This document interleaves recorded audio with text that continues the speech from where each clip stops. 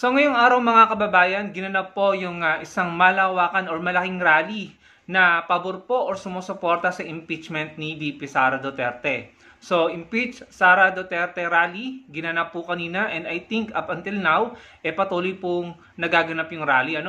So nagsimula yan mga bandang alas 7, alas 8, dumagsana po yung libo-libong katao dyan, and according po kay Senator Trillanes, sila Senator Trillanes po yung nanguna dyan, umabot po ng 40,000 ang dumalo as of that posting po.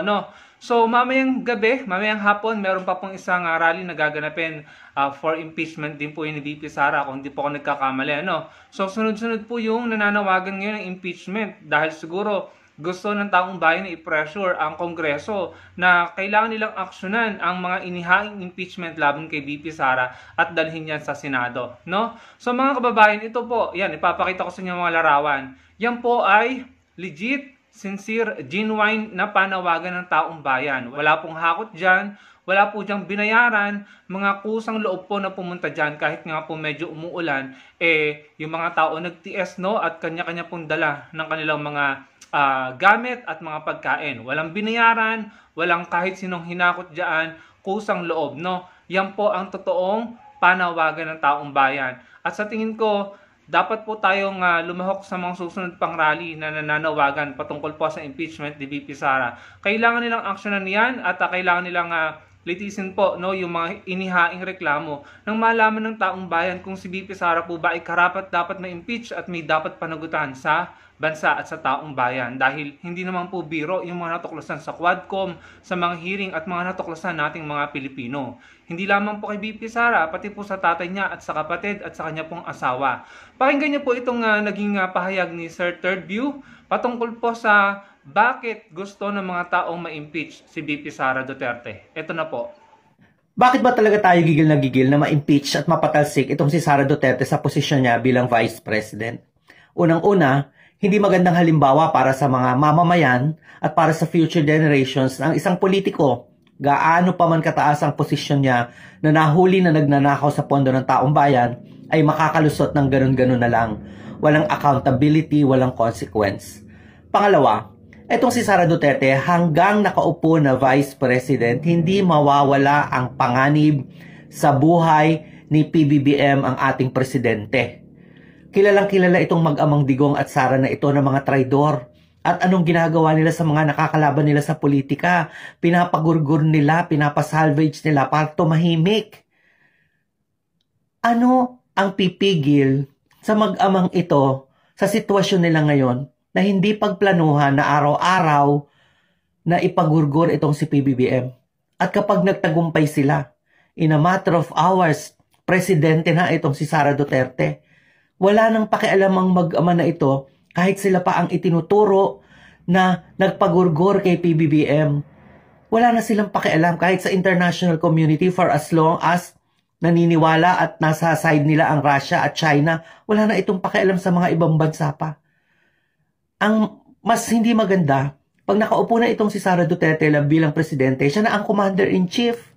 At lahat ng mga politiko na ito, na galit sa mag-ama na ito ngayon, na sinasabi kung gaano kasama ang mag-aba na ito, babaligtad yung mga yan. Pupunta lahat yan sa side ni Sara kapag oras na naging presidente na itong si Sara Duterte. At ano ang pipigil kay Sara Duterte kapag nagkakagulo na tayo dahil nga nawala si PBBM, na i-declare niya ang martial law at gawin na nilang mag-ama ang lahat ng gusto nilang gawin hanggang i-perpetuate na nila ang mga sarili nila sa kapangyarihan, tanggalan na ng demokrasya dito sa Pilipinas. Napakita na nila yan, nagawa na nila yan.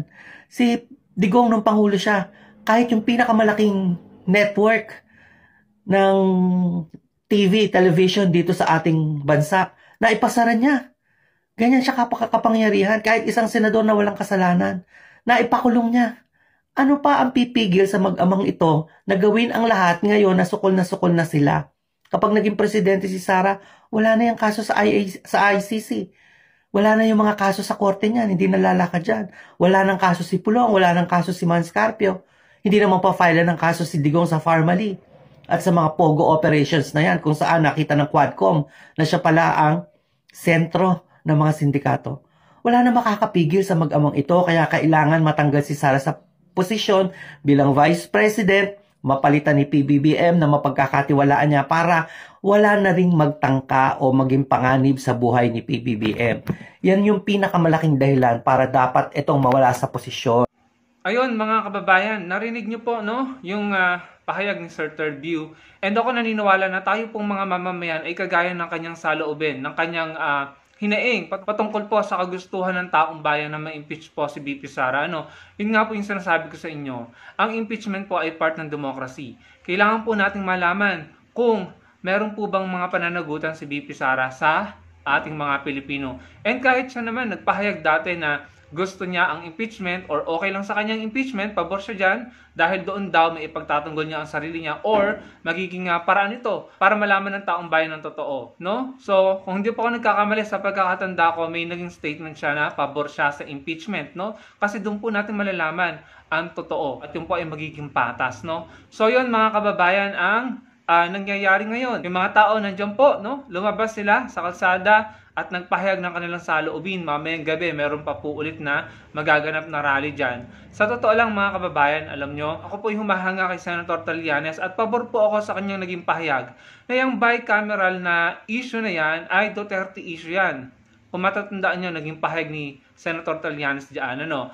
Duterte issue yan para i-divert ang atensyon ng mga tao. Kung mapapansin nyo, yung mga tao masyado nang natutok sa bicameral issue, dun sa budget issue, sa GAA. Kung akong tatanungin nyo, wala naman pong nanakaw doon. Wala naman pong nakurap, no? Walang kinupit, no? Sabi nga ni Senator Trillanes, intayin nyo ang implementation.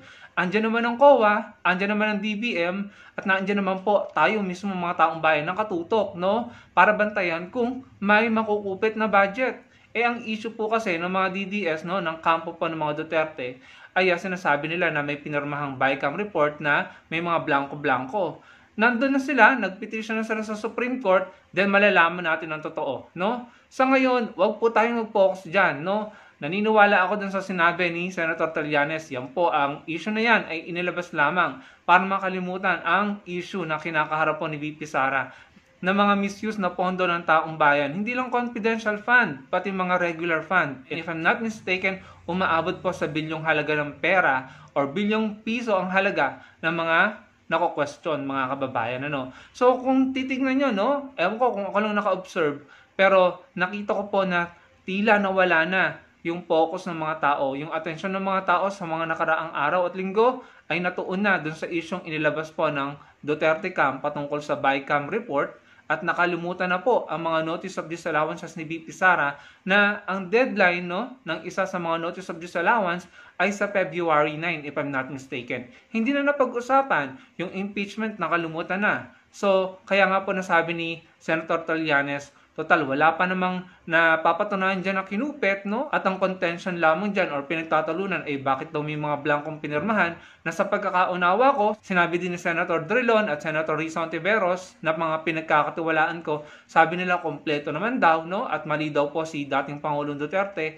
So, para po sa akin, talagang hindi na dapat yung pag-usapan. Kung kayo'y may reklamo mga DDS, tama yung ginawa nyo, dinala nyo sa Supreme Court. Sa ngayon, huwag nyong i-divert ang atensyon. Ang issue ngayon is yung mga findings ng COA at mga findings ng Quadcom hearings na nakita natin ng mga issues na kinakaharap po ng kampo ng mga Duterte. So, ayan mga kababayan, kaya yung mga kababayan natin, yung Magdalo, yung Akbayan, yung grupo po nila Senator Trillanes na talagang masigasig, no? Nila Franz Castro, masigasig na papaalala sa taong bayan na impeachment po ang issue dito. Bakit ba may mga inihaing impeachment? 5 na yata yung impeachment complaint kung hindi ako nagkakamali. May mga inihaing impeachment dahil may mga nakakitaan na reklamo, kaduda-duda, at may mga ebidensya ng di umano'y hindi tamang paggamit, no? Na maaaring magsabi na may korupsyon or katiwaliang nangyari pagdating sa paghawak ng pondo ng taong bayan sa ahensya ng OBP at ng DepEd na hinawakan pareho ni VP Sara. So yun po ang dapat nating inaalam ngayon. Yung pong issue ng bicameral report, nasa Supreme Court na raw yan, mag-intay tayo ng desisyon ng Supreme Court, no? Ang sabi nga ng Pangulo diyan, parang iba-blackout niya, no? Lahat if in case na magdesisyon ang Supreme Court pabor doon sa mga nagrereklamo. So, basically, hinahayaan din naman ng Pangulo na dumaloy ang proseso ng hustisya, ang tamang sistema ng batas, no? Wala po siyang pinipigilan. Sabi niya, blackout lahat kung sakaling pumabor sa mga nagpetisyon ang desisyon ng Korte Suprema. Sa ngayon, pag-usapan po natin yung nalalapit na deadline ng Notice of Disallowance si VP Sara, February 9. So yun lamang mga kababayan. Maraming pong salamat sa panonood. Sana po yung malike nyo ang video natin at makapag-komento kayo patungkol po sa nangyaring rallying iyan. At magkita-kita po tayo sa susunod kong video. Salamat po.